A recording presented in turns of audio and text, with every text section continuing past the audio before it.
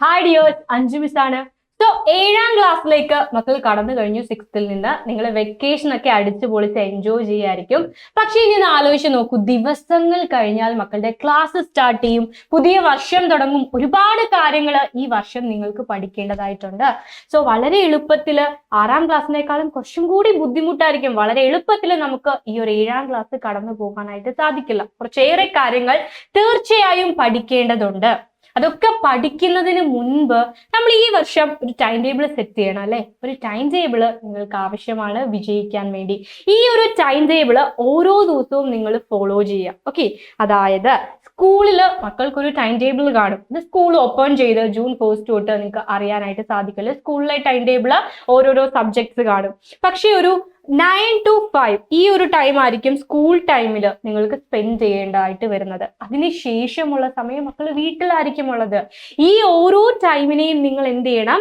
Calculate ചെയ്ത് ഒരു time table ആക്കി മാറ്റണം. അതായത് സൺഡേ ടു സാറ്റർഡേ നിങ്ങൾക്ക് ഒരു ടൈം ടേബിൾ ഉണ്ടായിരിക്കണം. ഓരോ സമയവും എന്തൊക്കെ കാര്യങ്ങളാണ് ചെയ്യേണ്ടത്, എത്ര സമയം പഠിക്കാനായിട്ട് സ്പെൻഡ് ചെയ്യണം, എത്ര സമയം കളിക്കാനായി സ്പെൻഡ് ചെയ്യണം, ഫുഡ് കഴിക്കാൻ എത്ര സമയം വേണം, ഉറങ്ങാൻ എത്ര സമയം വേണം, ഇങ്ങനെ ഓരോ കാര്യങ്ങളും നിങ്ങൾ ഷെഡ്യൂൾ ചെയ്ത് വെക്കണം. എന്നാൽ മാത്രമേ ഈ വർഷം നമ്മൾക്ക് അടിപൊളിയായിട്ട് മുന്നോട്ട് കൊണ്ടുപോകാനായിട്ട് സാധിക്കൂ. അപ്പൊ ഈ ഒരു വർഷത്തെ ടൈം ടേബിൾ ഉണ്ടാക്കി വെക്കാനൊന്നും അല്ല മിസ് പറയുന്നത്. സോ ഇവിടെ ഒരു ടൈം ടേബിൾ കൊടുത്തിട്ടുണ്ടല്ലേ, മൺഡേ ടു സൺഡേ. അത്രയും കാര്യങ്ങൾ, അത്രയും ദിവസം കൊടുത്തിട്ടുണ്ട്. നിങ്ങൾ ഒരാഴ്ചത്തേക്കുള്ള ടൈം ടേബിൾ സെറ്റ് ചെയ്യുക. അതായത് മൺഡേ നിങ്ങൾ എന്ത് ചെയ്യുന്നു, ട്യൂസ്ഡേ എന്ത് ചെയ്യുന്നു, തേഴ്സ്ഡേ എന്ത് ചെയ്യുന്നു, വെനസ്ഡേ എന്ത് ചെയ്യുന്നു, അങ്ങനെ ഓരോ ദിവസത്തെ ഒരാഴ്ചത്തേക്കുള്ള ടൈം ടേബിൾ പ്രിപ്പയർ ചെയ്ത് വെക്കുക. മക്കളെ, സാറ്റർഡേ സൺഡേ നിങ്ങൾ കൂടുതൽ ഇമ്പോർട്ടൻസ് കൊടുക്കേണ്ടത് ഏത് വിഷയമാണോ നിങ്ങൾക്ക് ഏറ്റവും കൂടുതൽ ടഫ്, ആ വിഷയത്തിന് വേണ്ടിയിട്ടായിരിക്കണം സാറ്റർഡേ സൺഡേ നിങ്ങൾ സ്പെൻഡ് ചെയ്യുന്നത്. ഈ 2 ദിവസം നിങ്ങൾക്ക് ഏറെ ടൈം കിട്ടും അല്ലെ. ബാക്കിയുള്ള ദിവസത്തേക്കാൾ കൂടുതൽ സമയം നിങ്ങൾക്ക് കിട്ടുക സാറ്റർഡേയിലും സൺഡേയിലും ആയിരിക്കും. അപ്പൊ മിസ് എന്താ ചെയ്യാന്ന് വെച്ചാൽ, ഏറ്റവും ബുദ്ധിമുട്ടായിട്ട് എനിക്ക് തോന്നുന്നത്, എനിക്ക് ഏറ്റവും ബുദ്ധിമുട്ട് മാത്സ് ആണ് കേട്ടോ. മക്കൾക്ക് ഏതാണെന്ന് കമന്റ് ചെയ്യാം. നിങ്ങളുടെ ഏറ്റവും ടഫ് ആയിട്ടുള്ള സബ്ജക്റ്റും ഏറ്റവും ബുദ്ധിമുട്ടേറിയതും അതേപോലെ ഏറ്റവും സിമ്പിൾ ആയതും നിങ്ങൾക്ക് കമന്റ് ചെയ്യാമേ. ആൻഡ് മക്കൾക്ക് ഏറ്റവും ഫേവറേറ്റ് ആയിട്ടുള്ള സബ്ജക്ട് ഏതാണ്, അതും കമന്റ് ചെയ്യാം. Okay, yes. അപ്പോൾ ടഫ് ആയിട്ടുള്ള സബ്ജക്റ്റിനായിരിക്കണം നിങ്ങൾ കൂടുതൽ സമയം സ്പെൻഡ് ചെയ്യേണ്ടത്. ബുദ്ധിമുട്ടേറിയ സബ്ജക്റ്റ് ആയിരിക്കണം കൂടുതൽ സമയം പഠിക്കേണ്ടത്. ആ വിഷയത്തിന് വേണ്ടിയാണ് കൂടുതൽ സമയം നിങ്ങൾ മാറ്റി വെക്കേണ്ടത്. അപ്പൊ മിസ് പഠിക്കുന്ന ടൈമിൽ മാത്സിന് വേണ്ടിയിട്ടാണ് കൂടുതൽ സമയം സ്പെൻഡ് ചെയ്യുക. സോ സാറ്റർഡേ സൺഡേ ഞാൻ കൂടുതൽ സമയം മാത്സിൽ ഫോക്കസ് ചെയ്യും. ആൻഡ് നമ്മൾ പഠിച്ചു തുടങ്ങുന്ന ടൈമിൽ ഏത് വിഷയമാണോ നമ്മൾക്ക് ഏറ്റവും ബുദ്ധിമുട്ട്, അത് വേണം ആദ്യമായിട്ട് പഠിക്കാനായിട്ട് എടുക്കാൻ. ചിലപ്പോൾ നിങ്ങൾ എന്താ ചെയ്യുക, നിങ്ങൾക്ക് ഏറ്റവും ഇഷ്ടമുള്ള സിമ്പിൾ ആയിട്ടൊരു സബ്ജക്റ്റ് ആയിരിക്കും പഠിക്കാൻ ആദ്യം എടുക്കുക. അവിടെ എന്താ പ്രശ്നം വരുന്നതെന്ന് വെച്ചാൽ, കുറെ ടൈം പഠിച്ചു കഴിയുമ്പോൾ നമുക്ക് മടുക്കും അല്ലെ, നമ്മൾ ക്ഷീണിക്കും, ടയേർഡ് ആകും, നമുക്ക് ബോറടിച്ച് തുടങ്ങും. ആ ഒരു ടൈമിൽ അവസാനമായിട്ട് നിങ്ങൾ നിങ്ങളുടെ ടഫ് സബ്ജക്ട് ചൂസ് ചെയ്യുകയാണെങ്കിൽ, തിരഞ്ഞെടുക്കുകയാണെങ്കിൽ അത് നിങ്ങൾക്ക് വളരെ ബുദ്ധിമുട്ടായിരിക്കും പഠിച്ചെടുക്കാൻ. പെട്ടെന്ന് ഉറക്കം വരും, അങ്ങനെ പല ബുദ്ധിമുട്ടുകൾ വരും. അതുകൊണ്ട് ഏത് വിഷയമാണോ ഏറ്റവും ടഫ്, ആ വിഷയം പഠിക്കാനായിട്ട് ആദ്യം സെലക്ട് ചെയ്യാം. പിന്നീട് എനിക്ക് പറയാനുള്ളത് ഇതേപോലത്തെ സ്റ്റിക്കി നോട്ട്സിനെ പറ്റിയിട്ടാണ്. ഇതേപോലത്തെ സ്റ്റിക്കി നോട്ട്സ് കണ്ടിട്ടില്ലേ, വോളിൽ ഒട്ടിച്ച് വെക്കുന്ന സ്റ്റിക്കി നോട്ട്സ് ആണ്. മക്കൾക്ക് വളരെ ഇമ്പോർട്ടൻ്റ് ആയിട്ട് കണക്കിന്റെ ഫോർമുലാസ്, കണക്കിൽ എന്തെങ്കിലും സൂത്ര വഴികളോ അല്ലെങ്കിൽ കണക്കിൽ ഇമ്പോർട്ടൻ്റ് ആയിട്ട് ഓർത്തിരിക്കുന്ന എന്തെങ്കിലും ഇക്വേഷൻസ്, സമവാക്യങ്ങളോ ഒക്കെ ഉണ്ടെങ്കിൽ എവിടെ എഴുതി വെക്കാം? ഈ സ്റ്റിക്കി നോട്ട്സിൽ എഴുതി വെക്കാം. അതേപോലെ സയൻസിലോ സോഷ്യലിലോ ഏതെങ്കിലും ഇമ്പോർട്ടൻ്റ് ആയിട്ടുള്ള, ഇപ്പൊ സോഷ്യലിനാണെങ്കിൽ ഇമ്പോർട്ടൻ്റ് ആയിട്ടുള്ള ഇയേഴ്സ്, വർഷങ്ങൾ ഉണ്ടായിരിക്കും അല്ലെ, ആ വർഷങ്ങളും അതിന്റെ പ്രത്യേകതകളും ഈ സ്റ്റിക്കി നോട്ട്സിൽ നിങ്ങൾക്ക് ഒട്ടിച്ച് വെക്കാൻ പറ്റും. വോളിൽ നിങ്ങളുടെ ഭിത്തിയിൽ ഒട്ടിച്ച് വെക്കുക, നിങ്ങൾ കിടക്കുന്ന റൂമിന്റെ ഭിത്തിയിൽ ഒട്ടിച്ച് വെക്കുക. എല്ലാ ദിവസവും മക്കൾ ഇത് കാണും അല്ലെ. നിങ്ങളൊന്ന് ആലോചിച്ച് നോക്കുക, നമ്മളിപ്പോ എല്ലാ ദിവസവും സ്കൂളിൽ അസംബ്ലിയിൽ നിങ്ങൾ ദേശീയ ഗാനം ചൊല്ലാറുണ്ട്, ജനഗണമന ചൊല്ലാറുണ്ട്.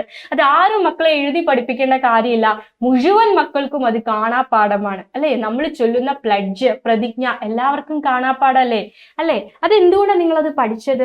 നിങ്ങൾ എല്ലാ ദിവസവും അത് കേൾക്കുന്നു, എല്ലാ ദിവസവും കേട്ട് കേട്ട് കേട്ട് അത് നിങ്ങളുടെ മനസ്സിൽ പതിഞ്ഞു കിടക്കുകയാണ്. അതേപോലെയാണ് ഇതും. എല്ലാ ദിവസവും സ്റ്റിക്കി നോട്ട്സ് വെച്ച് നിങ്ങൾ കാണുന്ന ഒരു ഇയർ, ഒരു വർഷമായിക്കോട്ടെ അല്ലെങ്കിൽ എന്ത് കാര്യവും ആയിക്കോട്ടെ, അതെപ്പോഴും നിങ്ങളുടെ മനസ്സിൽ പതിഞ്ഞു കിടക്കും. ഇപ്പൊ സോഷ്യൽ ആണെങ്കിൽ നിങ്ങൾക്ക് ഏതെങ്കിലും വർഷങ്ങൾ എഴുതി വെക്കാനായിട്ട് സാധിക്കും. അല്ലെങ്കിൽ സയൻസിലാണെങ്കിൽ ഏതെങ്കിലും സയന്റിസ്റ്റ്, ശാസ്ത്രജ്ഞന്മാരുടെ പേരുകളായിരിക്കാം, അങ്ങനെ എന്തെങ്കിലും. മാത്സിലാണെങ്കിൽ ഇക്വേഷൻ, സമവാക്യങ്ങളായിരിക്കാം. സ്റ്റിക്കി നോട്ട്സിൽ എഴുതുക. അതേപോലെ പ്രധാനപ്പെട്ട ഒരു കാര്യമുണ്ട്, മക്കൾക്കൊരു ഡ്രീം ഉണ്ടാവില്ലേ, ഡോക്ടർ ആവണമെന്നാകും, എഞ്ചിനീയർ ആവണമെന്നാകും, അക്കൗണ്ടന്റ് ആവണമെന്നാകും, അല്ലെ പൈലറ്റോ പോലീസ് ടീച്ചർ, ഇതൊക്കെ ആയിരിക്കും നിങ്ങളുടെ ആഗ്രഹങ്ങൾ, സ്വപ്നങ്ങൾ. നിങ്ങളുടെ സ്വപ്നം എന്താണോ അതും നിങ്ങൾക്ക് ഈ സ്റ്റിക്കി നോട്ടിൽ എഴുതി വെക്കാം. എല്ലാ ദിവസവും എൻ്റെ സ്വപ്നം ഇതാണ്, ഞാൻ എത്തിച്ചേരേണ്ട ഗോൾ ഇതാണ്, ലക്ഷ്യം ഇതാണ് എന്ന് കണ്ടുകൊണ്ട് ഉണരുന്ന ടൈമില് അതിലെത്തണം എന്നൊരു ചിന്ത നിങ്ങളുടെ മനസ്സിലേക്ക് വരും. ഓക്കെ അല്ലേ? സോ നിങ്ങളുടെ ലക്ഷ്യങ്ങൾ സ്റ്റിക്കി നോട്ട്സിൽ എഴുതി നിങ്ങൾക്ക് നിങ്ങളുടെ റൂമിൽ ഒട്ടിക്കാവുന്നതാണ്. അതേപോലെ തന്നെ ഒരു കാര്യം കൂടി ചെയ്യാം, കോട്സ്. അതായത് നമ്മൾക്ക് ചില സമയത്ത് പഠിക്കുന്ന ടൈമിൽ ബോറടിക്കാം, അല്ലെങ്കിൽ മടുക്കാമോ, പഠിച്ചിട്ടൊന്നും കാര്യമില്ല, ഒന്നും തലയിൽ കയറുന്നില്ല എന്നൊക്കെ തോന്നാം. അങ്ങനെ നിരുത്സാഹപ്പെടുന്ന ഒരു ടൈമിൽ, അല്ലെങ്കിൽ തോൽക്കാം എന്ന് തോന്നുന്ന ടൈമിൽ മോട്ടിവേഷൻ നൽകുന്ന കോട്സ് ഉണ്ടല്ലേ, നല്ല നല്ല വാക്യങ്ങൾ, വലിയ വലിയ ആളുകൾ പറഞ്ഞ വാക്യങ്ങൾ, അങ്ങനത്തെ എന്തെങ്കിലും കോട്സ് നിങ്ങൾക്ക് സ്റ്റിക്കി നോട്ട്സിൽ ഒട്ടിച്ച് നിങ്ങളുടെ റൂമിൽ പതിപ്പിക്കാവുന്നതാണ്. നമ്മൾക്ക് ഊർജം പകരുന്ന, എനർജി തരുന്ന മഹത് വചനങ്ങൾ. അത് കാണുമ്പോൾ, പോസിറ്റീവ് ആയിട്ടുള്ള വചനങ്ങൾ കാണുമ്പോഴും നിങ്ങൾക്ക് മോട്ടിവേറ്റഡ് ആവും, അല്ലെ? നിങ്ങൾ മോട്ടിവേറ്റഡ് ആകും. എന്തെങ്കിലും മനസ്സ് തളർന്നിരിക്കുകയാണെങ്കിൽ തീർച്ചയായിട്ടും മോട്ടിവേറ്റഡ് ആകും. സോ ഇത്രയും കാര്യങ്ങൾ ഈ വർഷത്തേക്ക് വേണ്ടി ഒന്ന് ചെയ്യുക. ഓരോ ആഴ്ചയും എന്ത് ചെയ്യുക, ആ ആഴ്ചത്തേക്കുള്ള ടൈം ടേബിൾ സെറ്റ് ചെയ്യുക. പഠിക്കാനായിട്ട് ഇത്രയും അവേഴ്സ് നിങ്ങൾ കൺസ്യൂം ചെയ്ത് വെക്കുക. ഇത്രയും അവർ എന്തൊക്കെ വന്നാലും ഞാൻ പഠിച്ചിരിക്കും. ഓക്കെ, എല്ലാം പഠിക്കണം. ആൻഡ് സാറ്റർഡേ സൺഡേസിൽ ചെയ്യേണ്ടത് എന്താന്ന് വെച്ചാൽ ആ ആഴ്ച പഠിച്ച മുഴുവൻ കാര്യങ്ങളും റിവൈസ് ചെയ്യുക. വീണ്ടും വീണ്ടും വീണ്ടും റിവൈസ് ചെയ്ത് പഠിക്കുക. ഏറ്റവും ടഫായിട്ട്, ഏറ്റവും ബുദ്ധിമുട്ടേറിയ സബ്ജക്റ്റ് നിങ്ങൾക്ക് സാറ്റർഡേ സൺഡേ പഠിക്കാനായിട്ട് ഓപ്റ്റ് ചെയ്യാം, ചൂസ് ചെയ്യാം, തിരഞ്ഞെടുക്കാം. അത് നിങ്ങളെ ഒരുപാട് സഹായിക്കും. ഓക്കെ, പിന്നീട് ഏറ്റവും രാവിലെ ഉണർന്ന് എണീറ്റൊക്കെ പഠിക്കാൻ ശ്രമിക്കുക. നമുക്ക് ഉച്ചയ്ക്കും ഇതേപോലെ ഉച്ച സമയത്തൊക്കെ ചിലപ്പോൾ ഉറക്കം വരും, ഒരുപാട് രാത്രി ആകുമ്പോഴും ലേറ്റ് ആകുമ്പോഴും ഉറക്കം വരും. സോ കഴിവതും പകൽ സമയം, അതായത് മോർണിംഗ് 4 o'clock 5 o'clock ഒക്കെ പഠിക്കാനായിട്ട് സെലക്ട് ചെയ്യുക. നല്ല ടൈമാണ് പഠിക്കാൻ വേണ്ടിയിട്ട്.